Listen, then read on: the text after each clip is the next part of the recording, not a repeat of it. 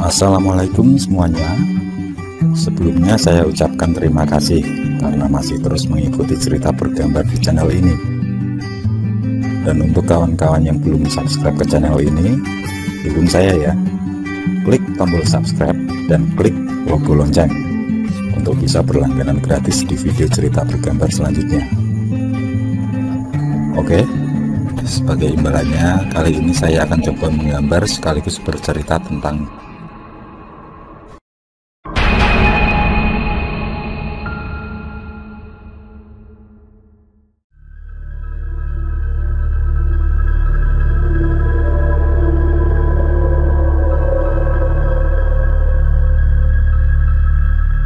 melalui Ki Rosman, ditemukanlah Aki Toha di hilir aliran sungai. Ia dalam keadaan yang hampir seperti orang gila. Namun, berkat pertolongan dari Allah melalui Ki Rosman, akhirnya Aki Toha berhasil selamat dan hidup sampai saat ini. Dan cerita Ira pun berakhir sampai di situ. Budi, Yusuf, dan Laila masih tidak percaya dengan apa yang mereka dengar. Seperti dongeng saja, kini yang menjadi pertanyaan adalah tentang Aini. Rupanya Budi di hari itu melihat siapa sosok yang menyebut Aini. Ia bercerita bahwa hari di mana Aini menghilang, ia tidak tega membiarkan gadis itu pulang sendirian. Ia pun menyusul gadis yang dipujanya itu. Namun saat sampai di halte, Aini sudah lebih dulu naik ke dalam bis. Kalau kamu sempat melihat sopirnya, ceritakanlah ciri-cirinya, ucap Aki Toha keluar dari kamar, membuat semua yang ada di situ melihat ke arahnya. Semampu mungkin, Budi mengingat apa yang disaksikan di hari itu, terutama sosok yang ditanyakan oleh Aki Toha. Dan ia pun mulai mengingat rupa si sopir, termasuk baju yang dikenakan. Itu adalah Sabto, ucap Aki Toha kemudian. Kini, giliran Aki Toha yang menceritakan kejadian setelah ia keluar hutan. Kisah yang belum ia ceritakan pada siapapun, termasuk Ira. Malam itu, Aki Toha berubah pikiran. Ia merasa kalau harus bisa menyelamatkan Andini, yang akan dijadikan saksi kunci dari kebiadaban Mbah Putri. Ia pun memutuskan kembali ke rumah di tengah hutan tersebut. Dari pengintaian itulah, Aki Toha tahu kalau Andini selamat dari pembantaian. Hanya saja ia dijadikan budak iblis dan akan dibebaskan jika tergantikan dengan darah yang sama, yaitu adiknya. Sedangkan Mbah Putri sendiri sudah berubah menjadi sosok yang sama dengan suaminya. Mungkin teriakan malam itu karena perubahan wujud akan dirinya. Karena merasa tidak bisa menyelamatkan Andini, maka Aki Toha berniat pergi dan melaporkan kejadian tersebut pada pihak berwajib. Di saat yang bersamaan, Sabto keluar dan kemudian diikuti olehnya. Namun Aki Toha kehilangan jejak. Tidak lama kemudian, terdengar suara ledakan yang tidak lain berasal dari tempat di mana bis berada. Saat Aki Toha berlari ke sana, ia mendapat dorongan dari seseorang. Yang tidak lain adalah Sabto. Ia pun terjerembab hingga terbawa arus sungai, dan semua lenyap begitu saja.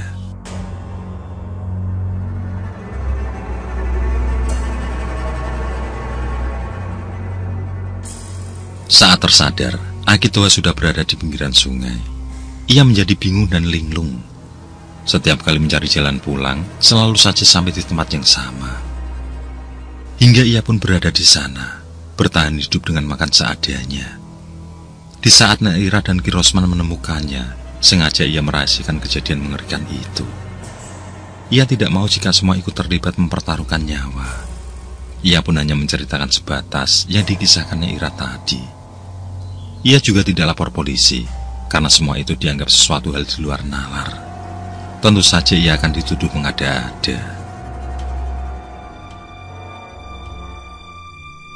Tepat bulan Januari tahun ini, Aini genap 17 tahun.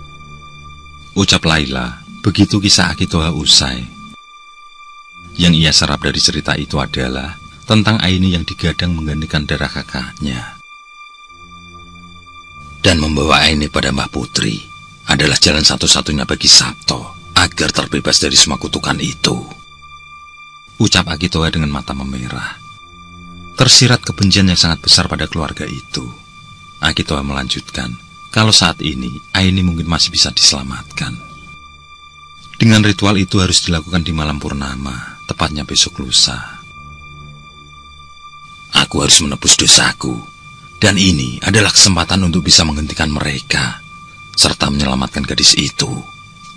Akitoha berucap dengan menatap sendu kakaknya. Sedangkan Neira terdiam. Ia sangat paham betapa menderitanya adiknya itu, yang selama 7 tahun ini dihantui oleh iblis di setiap malamnya. Bersamaan dengan azan maghrib, Laila dan kedua temannya berpamitan pulang. Mereka takut jika orang tua masing-masing merasa khawatir. Dan selepas sholat maghrib, mereka pun pulang, menunggu kembalinya Aini dengan doa dan harapan.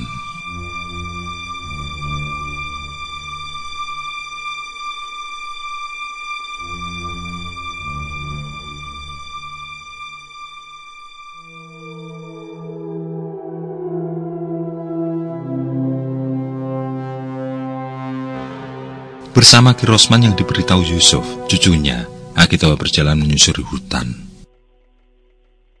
Sepi dan sunyi. Mereka langsung bergegas ke tengah hutan, di mana rumah pembantaian itu masih berdiri di sana.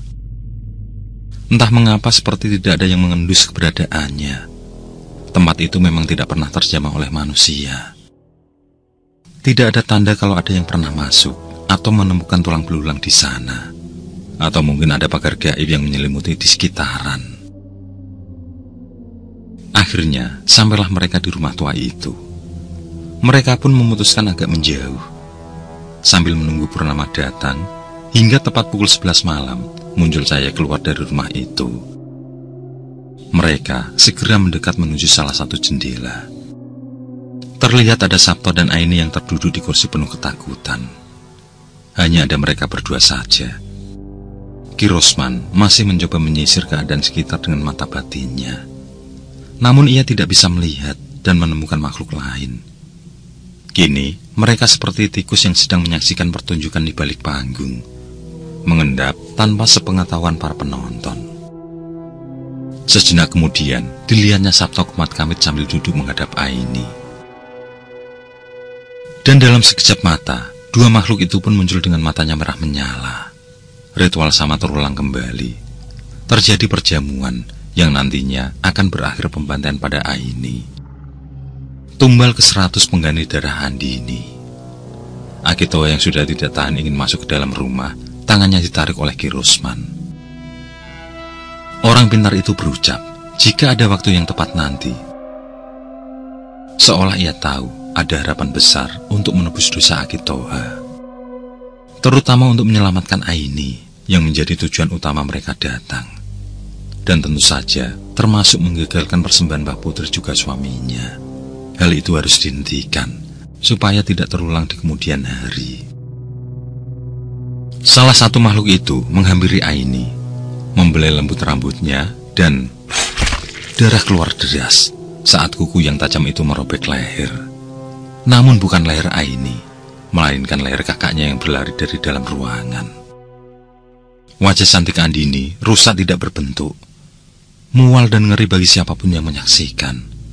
Tampaknya Sabto telah lalai dengan perempuan itu, hingga akhirnya hal yang tidak pernah dibayangkan terjadi. Sabto pun menjadi sasaran kemarahan makhluk tersebut. Nyawanya melayang ketika lehernya terputus. Di saat itulah Ki Rosman bersama Akitoha masuk. Akitoha langsung membopong Aini yang masih terpejam tidak sadarkan diri.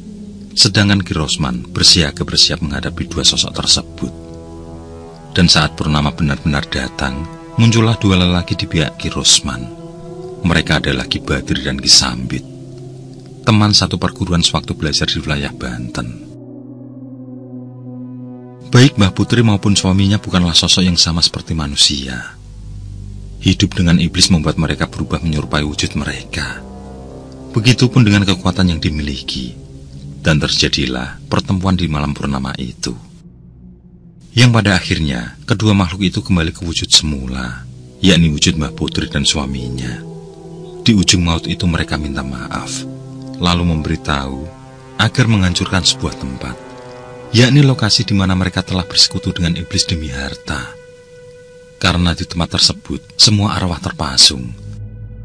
Jika tidak dibebaskan, maka selamanya akan menderita di alam jin, menjadi arwah yang tidak tenang dan bergentayangan. Toha, bawalah gadis itu keluar hutan, biar kami yang menyelesaikan semua, ucap Ki Rosman. Akitoha mencoba menyadarkan Aini, namun mereka belum juga tersadar. Ia pun kembali membopong menuju keluar hutan, meninggalkan mayat Mbah Putri dan suaminya yang terkulai bersimbah darah. Sementara Ki Rosman bersama dua kawannya terus berjalan menuju sebuah lembah, yakni tempat yang dimaksud oleh Mbah Putri. Dengan hati-hati mereka turun ke bawah, hingga sampailah di sebuah pohon tua dengan batu besar di akarnya. Terdengar suara tangisan sosok perempuan tidak kasat mata bergemuruh bersahutan.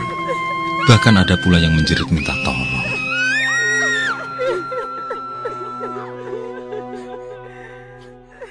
Tanpa bertele-tele, mereka bertiga mengitari pohon tersebut, lalu memejamkan mata, memulai ritual pengusiran.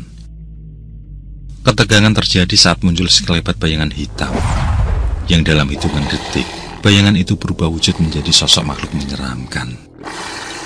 Makhluk yang sama persis dengan wujud Mbah Putri maupun suaminya itu terlihat sangat marah. Namun serangan dari 3 penjuru yang mengepungnya membuat tidak bisa leluasa melakukan serangan balik. Secara bersamaan, Ki Rosman bersama kedua kawannya menghentakkan kaki, lalu mendorong telapak tangan ke arah sosok tersebut. Seketika itu pula terdengar erangan dari sosok itu, yang kemudian disusul munculnya asap tebal.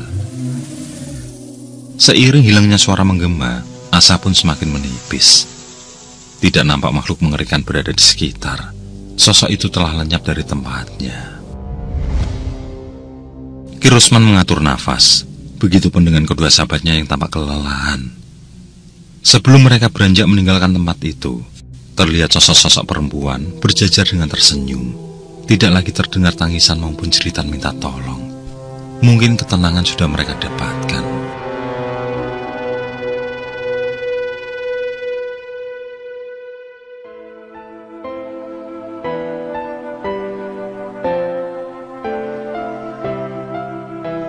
Kejadian tersebut ramai diperbincangkan. Pihak keluarga yang merasa kehilangan putrinya beberapa tahun lalu langsung menyerbu pihak berwajib. Namun hanya beberapa saja yang bisa ditemukan dan bisa diidentifikasi. Sedangkan yang lain dinyatakan hilang. Tidak ada yang bisa dilakukan selain pasrah. Toh mereka sudah mengikhlaskan sejak beberapa tahun yang lalu. Hanya saja mereka tidak tahu jika kepergian anak gadis mereka melalui cara yang keji dan kejam. Bahkan dijadikan tumbal dengan dihisap darahnya. Namun semua sudah terjadi. Hanya doa yang terus dipanjatkan agar tenang di alam berikutnya. Sementara si pelaku, yakni Mbah Putri dan suaminya, tidak ada yang mau menerima pemakaman mereka. Setiap perkampungan maupun wilayah perkotaan menolak jasad keduanya. Selain itu, tidak ada pihak keluarga yang mau mengurusi jenazah keduanya. Pada akhirnya, dibakarlah jasad mereka, yang kemudian abunya dilarung di lautan lepas. Sungguh sesuatu yang membuat semua orang bergidik, memberikan pelajaran tersendiri bagi setiap orang yang paham, agar tidak melakukan sesuatu hal yang menyimpang dari ajaran agama.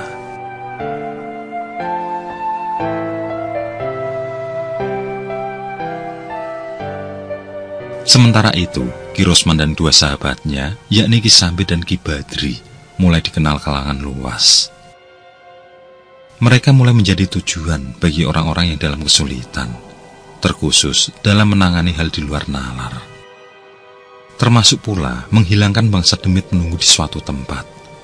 Dan mereka juga mulai merintis akan membangun masjid dan pondok pesantren, untuk memberikan pengarahan hal baik bagi generasi penerus. Mereka bertiga sadar selama ini terlalu takabur dengan apa yang dikuasai, hingga tercetuslah niat untuk melakukan hal baik tersebut. Lain hal dengan Neira dan Akitoha. Dua orang yang membongkar kejadian itu menjadi sosok yang terlupakan. Meskipun begitu, mereka ikhlas melakukan demi kebaikan bersama. Mereka pun kembali menjalani kehidupan sebagaimana layaknya. Mencoba sebisa mungkin melupakan saat-saat mengerikan di masa lalu. Tapi selama gedung di dekat rumah mereka masih berdiri, tidaklah mungkin peristiwa itu terlupakan.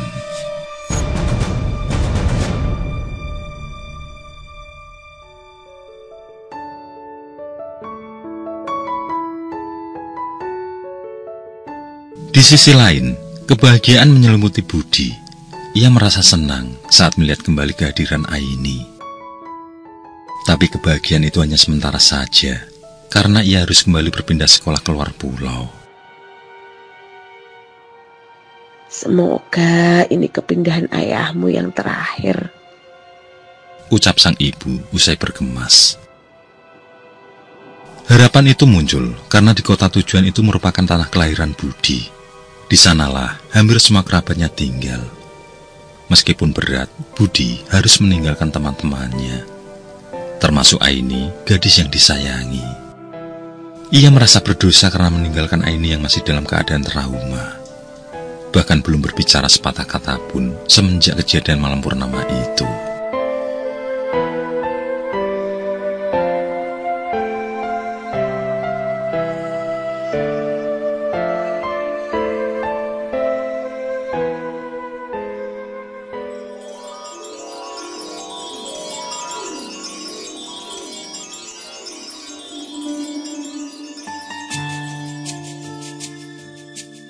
Tahun kemudian, Mei 2013. Dengan sebatang rokok di tangan, sore itu Budi menyusuri jalan menuju kampungnya, tempat di mana ada kenangan yang tidak akan pernah ia lupakan. Termasuk pula ada seorang yang sangat ia cintai. Budi tersenyum saat melihat perkembangan pesat di kampung. Semua bangunan sudah mengikuti zamannya. Sengaja Budi berjalan kaki karena ingin mengenang sepanjang setahun berada di sana. Memang, selama ini harapan ibunya terkabul. Keluarganya menetap di pulau seberang sejak SK sang ayah keluar.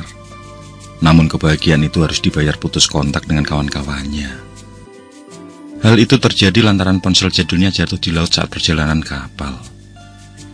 Sedangkan surat yang dikirim beberapa kali pada Yusuf maupun Ani, semua tidak ada jawaban. Sungguh aneh. Beberapa kali sempat terlintas hendak berkunjung ke kampung, namun selalu saja ada kendala. Selain masalah pendidikan, ibunya yang sering keluar masuk rumah sakit juga tidak bisa ia tinggalkan. Dan hari inilah kesempatan itu datang.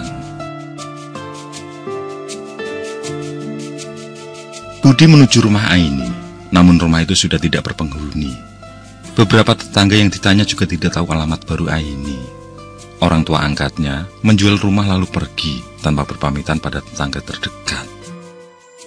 Budi tidak bertanya lebih jauh. Ia hanya merasa kalau telah melewatkan semua yang seharusnya tidak terjadi. Ia pun melangkah menuju rumah Yusuf. Namun menurut seorang perempuan yang mengaku istrinya, Yusuf sedang pergi keluar kota untuk sebuah kepentingan.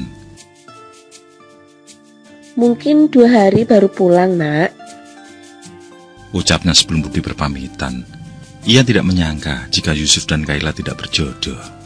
Padahal waktu itu mereka sangatlah dekat, bahkan saling menyukai satu sama lain. Selanjutnya, Budi menuju rumah yang terakhir, yakni rumah Kaila. Begitu diberitahu kalau Kaila berada di rumah Naira, bergegas Budi menuju ke sana. Ternyata, bangunan penampungan TK itu sudah menjadi sebuah masjid. Tampak sangat ramai anak-anak belajar ngaji di sana. Budi langsung berjalan menuju rumah Naira.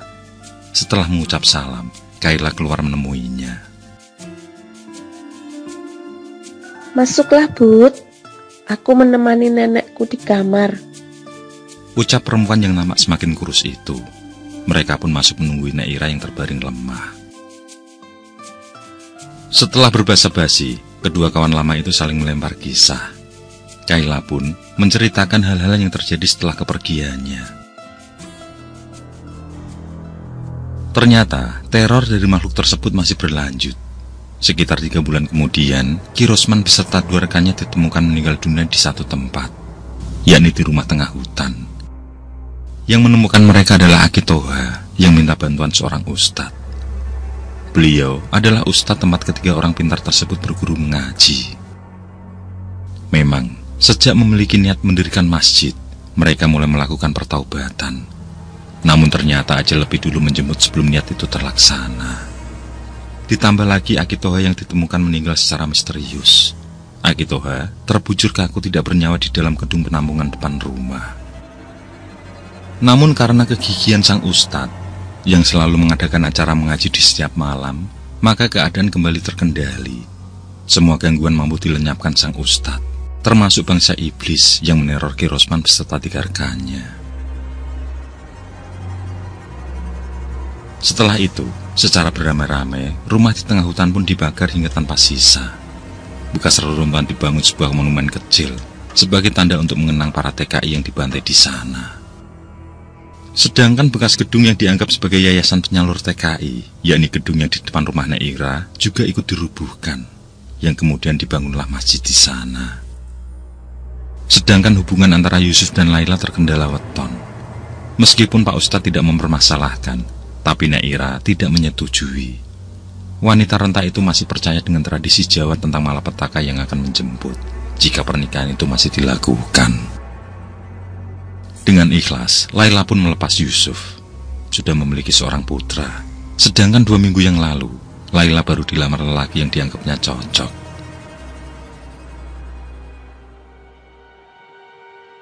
Jodohku bukanlah Yusuf, Bud, ucap Laila gemetar. Perbincangan terhenti sejenak. Budi menarik nafas berat, lalu bertanya tentang Aini. Sebelum menjawab, Laila menatap Budi dengan mata berkaca-kaca. Kemudian ia memberitahu bahwa setelah kejadian itu, Aini tidak bisa bicara. Gadis itu menjadi bisu dan linglung. Beberapa kali pengobatan dilakukan, termasuk juga Pak Ustadz yang coba meruqyah, namun tidak membuahkan hasil.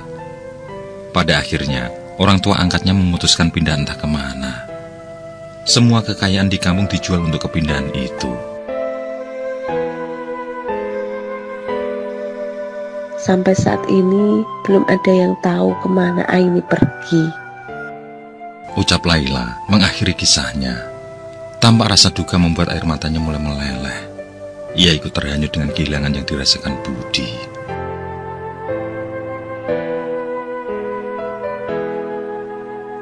Bersama Yusuf, Budi coba mencari jejak Aini. Namun sampai 10 hari, belum juga mereka temukan gadis tersebut. Hingga sebuah keajaiban datang. Saat hendak menuju SMA tempat bersekolah dulu, yang mana Budi berniat menemui beberapa guru, ia melihat Aini duduk bersama ibundanya di halte. Sungguh, sesuatu yang membahagiakan bagi Budi. Ia pun segera turun menuju halte tersebut. Kedua kawan spesial masa lalu itu saling berpandangan. Sebelum air mata menetes dari pelupuk mata Aini, Budi langsung memeluk erat orang yang sangat dicintainya itu. Ia tersenyum penuh kebahagiaan. Ibu Aini hanya memandangi mereka dengan haru. Memang, selama beberapa bulan ini, Aini sering mengajak ibunya ke halte itu. Aini yang bisu menulis di kertas, jikalau halte itu penuh kenangan indah bersama seseorang, yang tidak lain adalah Budi. Di sana, mereka saling kenal, dan selalu menjadi tempat pertemuan dua hati. Namun di halte itu pula, Aini menemui nasib buruk. Ternyata Pak Sabto yang ia kenal selama ini, telah mengincarnya hingga beranjak 17 tahun. Dan kejadian itu masih membekas di benak Aini. Aku akan selalu mencintaimu, Aini, bagaimanapun kondisi kamu. Gadis itu tersenyum. Ada hari baru yang akan ia jelang. Ia berharap ketulusan Budi mampu sempurnakan segala kekurangannya.